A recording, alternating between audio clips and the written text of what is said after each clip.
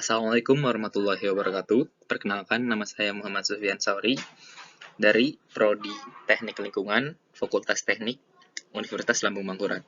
Di sini, saya akan mempresentasikan karya tulis ilmiah saya yang berjudul Analisa Kekritisan Lahan Mangrove dengan menggunakan sistem informasi geografis dalam rangka pengolahan konservasi lahan basah pesisir. Nah, yang perlu kita ketahui pertama adalah mangrove dan fungsinya. Ekosistem hutan bakau atau mangrove merupakan komunitas tumbuhan yang melindungi daerah pesisir tropis dan subtropis dari gelombang, badai, tsunami, dan erosi. Peran hutan bakau sebagai pelindung pantai karena sistem perakaran dan batang vegetasi bakau yang dapat mereduksi kuat arus dan energi gelombang. Struktur hutan bakau yang berspesies Soneratia dengan ketebalan 100 meter. Sistem perakarannya mampu mereduksi energi gelombang hingga 45%. Bahkan ketika tinggi gelombang hingga tajuk, maka susunan daun mampu mereduksi hingga 50%. Efisiensi reduksi energi gelombang oleh hutan bakau tergantung pada spesies penyusun ekosistem, kondisi komunitas vegetasi, kedalaman air, dan kondisi gelombang yang terjadi sangat mempengaruhi kemampuan hutan bakau dalam mereduksi gelombang. Hutan bakau juga berfungsi menjaga kualitas air serta mendukung perikanan di ekosistem pesisir dan lepas pantai. Selain itu, hutan bakau bermanfaat langsung sebagai sumber bahan makanan, bahan bangunan, bahan bakar, dan bahan obat-obatan. Nah, yang kedua, yang perlu kita ketahui yaitu penyebab kerusakan ekosistem hutan bakau. Perubahan lingkungan pantai yang ekstrim dapat memperparah kerusakan hutan bakau meski ekosistem ini mempunyai daya adaptasi yang tinggi. Hutan bakau mampu beradaptasi karena mempunyai yang pertama, cadangan nutrisi yang dapat mengembalikan nutrisi yang hilang. Yang kedua, nilai dekomposisi mikroba dan nutrisi yang tinggi. Yang ketiga, kontrol biotik yang efisien. Yang keempat, kemampuan merekonstruksi dan merehabilitasi diri pasca bencana. Banyak spesies kunci yang dapat merestorasi dan memulihkan ekosistem. Yang nomor 5, memiliki resistensi yang tinggi. Kemampuan hutan bakau merehabilitasi secara alami. Nah, penyebab kerusakan yang pertama yaitu aktivitas manusia yang berwujud perluasan permukiman, pembuatan jaringan jalan, perluasan lahan pertanian, tambak udang intensif, dan pembangunan bendungan telah memperparah kerusakan ekosistem hutan bakau. Perluasan tambak udang intensif mengakibatkan rusaknya 50% luasan hutan bakau. Perubahan lingkungan secara luas mengurangi kelestarian dan meningkatkan risiko kepunahan spesies. Erosi pantai merupakan salah satu penyebab kerusakan hutan bakau. Erosi pantai dapat dipengaruhi akibat pengurusan pasang surut, serta dipengaruhi oleh aktivitas manusia mengkonstruksi tambak udang dan bendungan serta merusak daerah aliran sungai. Akselerasi sedimentasi yang tinggi juga menyebabkan kematian massal hutan bakau. Kematian ini karena sedimentasi mengurangi pertukaran udara pada sistem perakaran, di mana lentisel di Ctenomatopores akar dan semai hutan bakau tertutup sedimentasi.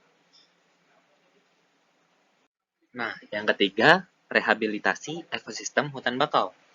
Rehabilitasi hutan bakau merupakan upaya untuk mengembalikan fungsi hutan bakau seperti semula.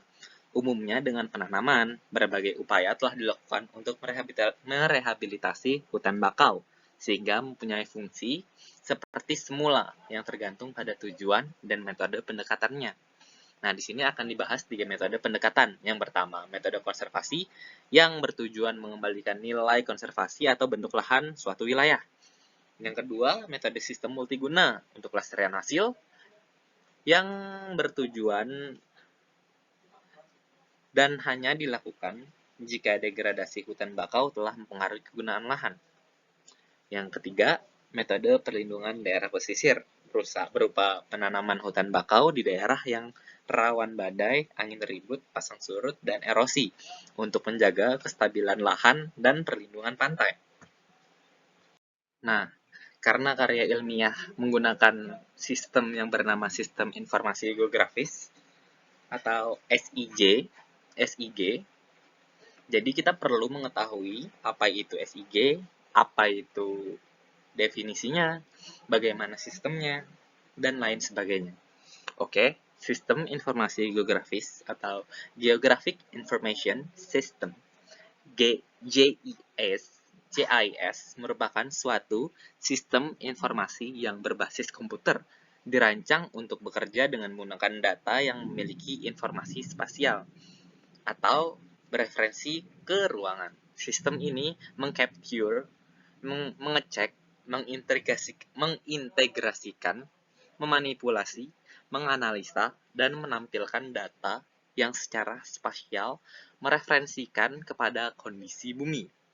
Teknologi SIG mengintegrasikan operasi-operasi umum database seperti query dan analisa statistik dengan kemampuan visualisasi dan analisa yang unik yang dimiliki oleh pemetaan. Nah, seperti gambar berikut, SIG terdiri atas berbagai subsistem, yaitu data input, data output, data management, data manipulasi, dan analisis. Nah, setelah mengetahui apa itu mangrove, apa itu fungsinya, apa perannya, bagaimana penyebab kerusakan habitat hutan mangrove, dan juga bagaimana sistem SIG, kita masuk ke pembahasan. Pembahasan ini merupakan study case dari jurnal. Jadi saya hanya menggunakan referensi jurnal di dalamnya. Oke, penelitian dilaksanakan pada bulan Januari sampai Oktober 2020 di wilayah pesisir Kalimantan Selatan. Objek penelitiannya yaitu wilayah teridentifikasi sebagai wilayah yang memiliki ekosistem mangrove, yaitu pesisir Kabupaten Barito Kuala, Banjar, Tanah Laut, Tanah Bumbu, dan sampai pesisir Kabupaten Kota Baru. Yang pertama yaitu kondisi kerapatan ekosistem mangrove. Berdasarkan analisis Citra Satelit Landsat 8 resolusi 15x15 dan Sentinel-2 resolusi 10x10 tahun perekaman 2019-2020, luas hutan mangrove di wilayah pesisir Kalimantan Selatan sebesar 67.017,57 hektar. Berdasarkan klasifikasi standar baku kerusakan hutan mangrove, Keputusan Menteri Lingkungan Hidup Nomor 201 Tahun 2004, maka luas untuk kategori padat atau lebat seluas 51.346,55 hektar atau setara 76,67%. Sedangkan untuk luas untuk sedang seluas 51.346,55 hektar atau setara 15,54% dan jaraknya hanya 5.253,45 dan yang jarang hanya 5.393,45 hektar atau setara 7,84%. Distribusi secara spasial berdasarkan wilayah kabupaten, Kota Baru memiliki mangrove seluas 55.236,22 hektar atau 82,42% dan paling kecil adalah Kabupaten Banjar yaitu 84,16 hektar saja. Berikut ini merupakan tabel dari tingkat kerapatan mangrove ditinjau dari jenis kerapatan, yaitu yang pertama mangrove jarang, mangrove sedang, mangrove padat, dan totalnya.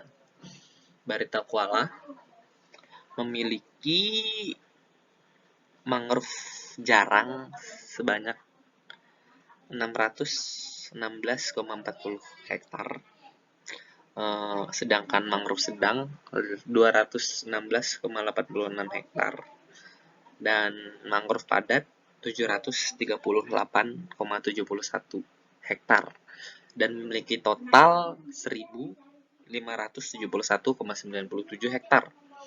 Sedangkan Kabupaten Banjar ini tingkat kerapatan mangrove dan yang paling kecil ya. Dan mangrove yang paling jarang juga 59 hektar untuk mangrove jarang, 25,16 hektar untuk mangrove sedang dan tidak memiliki mangrove padat atau rapat, dan totalnya hanya 84,16 hektar.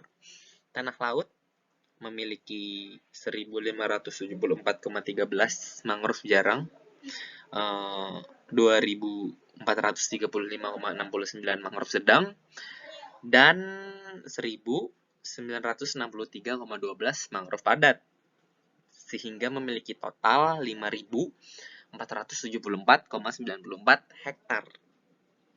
Yang keempat, tanah bumbu memiliki mangrove jarang 604,19, mangrove sedang 838,69, mangrove padat 2704,40, dan memiliki total 4152,28 hektar. Kota Baru sendiri yang paling luas yaitu 2399,73 untuk mangrove jarang. Setelah itu 6901,17 untuk mangrove sedang dan 45.935,32 untuk mangrove padat. Total 55.236,22 hektar. Yang terakhir, jika di total semua, mangrove jarang di Provinsi Kalimantan Selatan yaitu 5.253,45. Mangrove sedang 10.417,57 hektar. Mangrove padat 51,346,55 hektar dan memiliki total 67.017,57 hektar. Oke. Nah, berikut disajikan gambar yang menunjukkan proporsial kerapatan mangrove setiap kabupaten. Kita lihat dari provinsinya dulu aja deh. Jadi mangrove jarangnya sedikit banget ya kalau misalnya dilihat dari sini. Terus mangrove sedangnya yang memiliki indikasi warna hijau dan mangrove lebatnya yang memiliki indikasi warna hitam. Kota Baru bisa dilihat di sini masih terbilang baik karena mangrove jarangnya masih sangat kecil atau bisa dibilang masih terjaga lah. Tanah bumbu bisa kita lihat, tanah laut bisa kita lihat, Kabupaten Banjar maksudnya bisa kita lihat mangrove jarangnya indeksnya lebih besar 70% ya, 70%. Jadi 70 dari 30. Lumayan sih. Yang terakhir Barito Kuala, indeks mangrove jarangnya sampai 39%. Lumayan banyak. Indeks mangrove sedangnya 10%, 10% atau 11, sekitaran situlah. Dan mangrove lebatnya memiliki indeks 50%.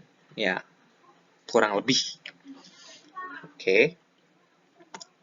Selanjutnya, potensi, tekanan, dan kerusakan mangrove. Nah, analisa tekanan mangrove dilakukan berdasarkan tingkat aktivitas manusia di bagian hulu maupun di perairan. Selain itu, pengaruh perubahan iklim terutama gelombang dan abrasi pantai dengan membuat 5 klasifikasi, yakni sangat tinggi, tinggi, sedang, rendah, dan sangat rendah. Hasil analisis terhadap tekanan ekosistem mangrove di pesisir Kalimantan Selatan menunjukkan dalam kategori tekanan sangat tinggi mencapai 6.604,75 hektar atau setara 9,86%. Kategori tinggi 13.735,60 hektar atau setara 20,50%. Kategori sedang 21.984,99 hektar atau setara 32,80%.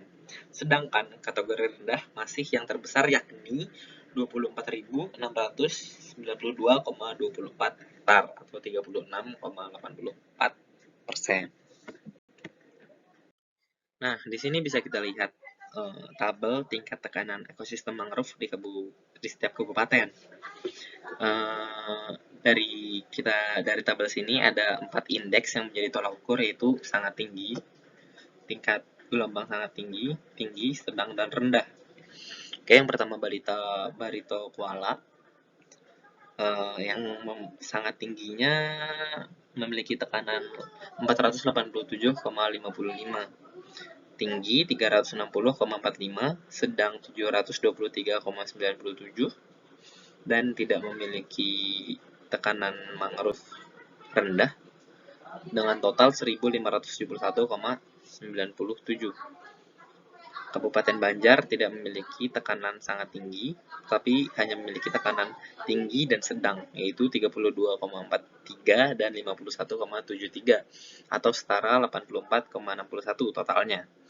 Setelah itu, tanah laut memiliki tekanan yang tinggi, yaitu 382,53, dan tekanan tingginya 2404,97, memiliki tekanan sedang 2087,92, dan memiliki tekanan rendah 597,52, dan memiliki total 5972,94.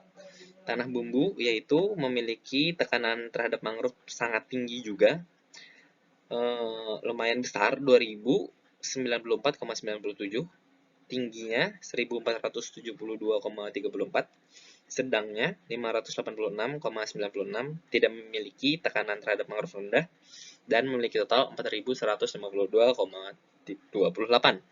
Sedangkan Kota Baru, nah ini sebagai penyumbang terbesar nih, tekanan terhadap mangrove sangat tingginya sangat besar, 3641,70, sedangkan tinggi 8964,41, dan tekanan sedangnya 18.534,97, dan rendahnya, yang terendah 24.094,73, dan memiliki total 55.236,22. Nah, sedangkan di Kalimantan sendiri total sangat tingginya 6.604,75, sangat tingginya 13.734,60, sedangnya 21.944,99, rendahnya 24.692,24, dan memiliki total 67.017,57. Oke. Nah, di sini bisa dilihat gambar proporsional tekanan terhadap mangrove setiap kabupaten.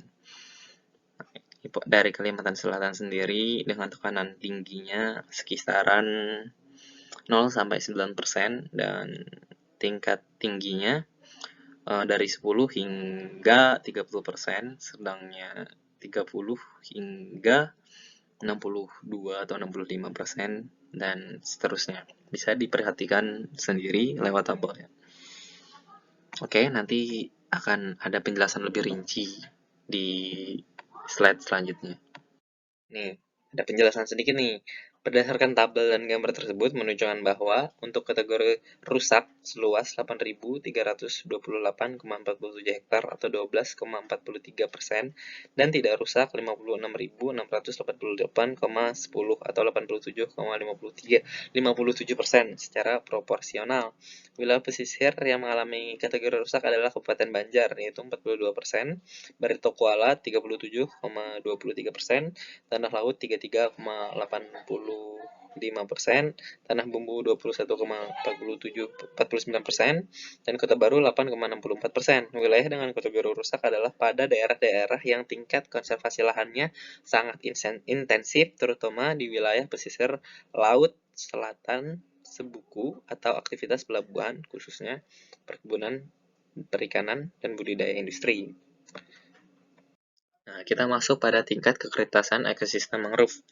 Yang pertama, tingkat kekritisan mangrove di pesisir Kalimantan Selatan dengan mengacu pada ketentuan Departemen Kehutanan dan Klasifikasi, dan klasifikasinya dengan klasifikasi yang pertama tidak rusak, yang kedua rusak, dan yang ketiga rusak berat. Indikator yang dipergunakan dalam penentuan kondisi mangrove adalah jenis penggunaan lahan, kerapatan tajuk, ketahanan tanah terhadap abrasi. Hasil analisa tingkat kritisan lahan mangrove berdasarkan hasil analisis penginderaan jarak jauh dan SIG dengan mengacu pada kriteria bobot hasilnya, dan hasilnya disajikan pada tabel dan gambar berikut. Bisa dilihat ada dua indeks, ada dua indikasinya, yaitu rusak atau tidak rusak. Ya, kita review secara singkat saja ya. Jadi kita lihat dari Barito Kuala kerusakan, langsung totalnya aja deh. Totalnya 1571. Kerusakannya 616,99 hektar dan tidak rusak 964,97 ya. Itu ya lumayan tinggi sih kerusakannya. Dan yang selanjutnya Banjar dengan tidak rusak, indeks tidak rusaknya 25,16 hektar dan tidak rusaknya 57 hektar dengan total 84,16 hektar. Tanah laut, tingkat kekritisan lahan yang tidak rusak ada 2004 hektar dan maksudnya yang rusak ada 2004 hektar, 51. Tidak rusaknya ada 3968,83. Masih bisa tertolong dan totalnya 5972,94. Dan bisa dilihat seterusnya dari Tanah Bumbu, Kota Baru, dan kita langsung Kalimantannya aja deh. Jadi tingkat kritisannya di provinsi, maksudnya di provinsi kita yaitu 8.329,47 dan tidak rusaknya 80.688,10 dengan total 67.017,57. Nah, bisa dilihat kan bahwa kondisi mangrove di provinsi kita masih sangat terjaga sih. Oke, kita lanjut. Nah, di sini bisa kita lihat proporsional tingkat kekritisan mangrove setiap kabupaten. Di Kalimantan sendiri tingkat kerusakannya kurang dari 20% sih. Ya, lumayan sih, tapi ya masih aman. Kota Baru paling sedikit kerusakannya, yaitu di bawah 10%. Tanah Bumbu memiliki kerusakan di bawah 30%, masih aman. Tanah Laut memiliki proporsional kerusakannya pada indeks 35%, 35 atau 32. Kabupaten Banjar memiliki proporsional kerusakan 30%, dan Barito Kuala memiliki kerusakan atau proporsional tingkat kritisannya yaitu 39%. Oke, kita lanjut. Oke, ini ada penjelasan lebih rinci lagi berdasarkan tabel dan gambar tersebut menunjukkan bahwa untuk kategori rusak seluas. Oke, karena tadi sudah dijelaskan juga secara garis besarnya, kita skip saja. Oke, kita masuk kepada bagian terakhir, yaitu rekomendasi pengolahan mangrove di daerah pesisir. Yang pertama, pembuatan klaster-klaster pengelolaan mangrove di daerah kritis dan rawan bencana yang dipantau oleh lembaga khusus pengolahan mangrove. Yang kedua, pemetaan daerah-daerah khusus untuk kawasan konservasi pesisir dan pulau-pulau kecil, khususnya ekosistem mangrove sebagai langkah untuk memfokuskan pengolahan mangrove yang berbasis konservasi, yaitu usulan pencadangan kawasan konservasi sampai penetapannya termasuk di dalam kawasan sempadan pantai atau jalur hijau.